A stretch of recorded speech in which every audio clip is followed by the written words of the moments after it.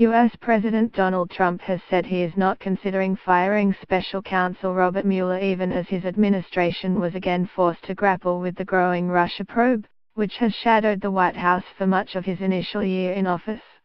Mr. Trump returned to the White House from Camp David and was asked if he was considering triggering the process to dismiss Mr. Mueller, who is investigating whether the president's election campaign coordinated with Russian officials ahead of last year's vote.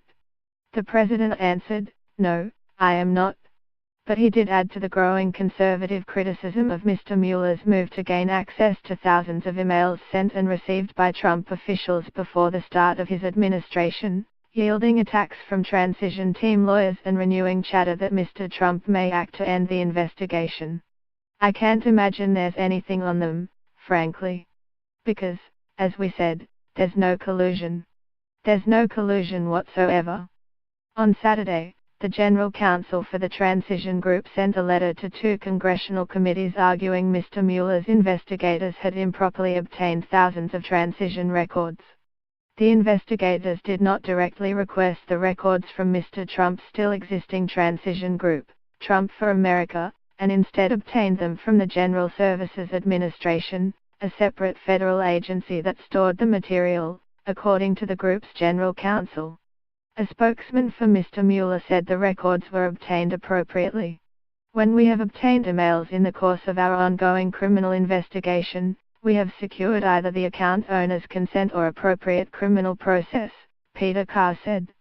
But many Trump allies used the email issue as another cudgel with which to bash the probe's credibility. Members of the conservative media and some congressional Republicans have begun to systematically question Mr. Mueller's motives and credibility, while the president himself called it a disgrace that some texts and emails from 2 FBI agents contained anti-Trump rhetoric. One of those agents was on Mr. Mueller's team and has been removed. Michael Caputo, a former Trump campaign aide, called the investigation an attack on the presidency and told CNN there are more and more indications that the Mueller investigation is off the rails. The talk of firing Mr. Mueller has set off alarm bells among many Democrats, who warn it could trigger a constitutional crisis.